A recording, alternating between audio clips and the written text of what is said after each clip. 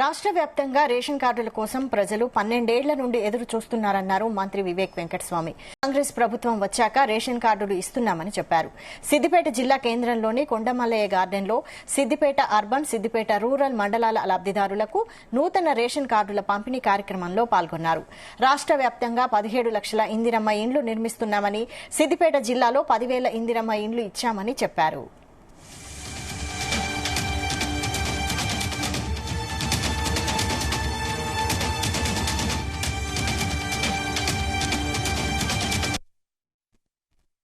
తెలంగాణ వ్యాప్తంగా ప్రజలందరూ కూడా 10 సంవత్సరాల నుంచి ఎదురు చూస్తారు. అందరూ కూడా మాకు కొత్త రేషన్ కార్డులు ఎప్పుడు వస్తాయి అని చెప్పి తెలంగాణ వ్యాప్తంగా అందరూ కూడా మాకు కార్డు వస్తే బాగుంటుందని చెప్పి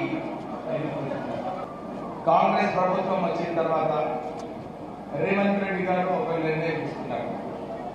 ప్రజల సమస్యలు ఏమున్నాయి, ప్రజల గురించి ఏం కార్యక్రమాలు తీసుకోవాలి, ప్రజలకు ఎట్లా మేలు చేయాలని చెప్పి ఆ ఆలోచనతో కాంగ్రెస్ ప్రభుత్వం పరిపాలిస్తుంది.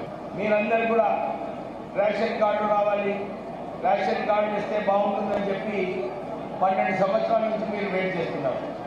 రాష్ట్ర ప్రభుత్వము మొన్న ఎలక్షన్లలో, అసెంబ్లీ ఎలక్షన్లలో రేషన్ కార్డు ఇస్తామని చెప్పి ఏదైతే మాట ఇచ్చినారో దాని ప్రకారంగానే ఈరోజు సుమారు 10,000 రేషన్ కార్డులు మన సిద్దిపేట జిల్లాలో ఇవ్వబోతున్నాము. సో ఏదైతే నిజంగా నిధులు అవసరమో దానికి ఇప్పుడే కలెక్టర్ గారు చెప్పారు. సార్ ఏది పెండింగ్ కూడా లేదని చెప్పి ఇప్పుడే కలెక్టర్ గారు చెప్పారు. కానీ సిద్దిపేట అభివృద్ధి కోసం నిజంగా అవసరాలు ఉన్న నిధులు డెఫినెట్లీ రాష్ట్ర ప్రభుత్వం దగ్గర నేను మాట్లాడి మన సిద్దిపేట మున్సిపాలిటీకి కూడా నిధులు ఇవ్వబోతున్నామని చెప్పి మీ అందరికీ కూడా భరోసా ఇప్పిస్తున్నాను.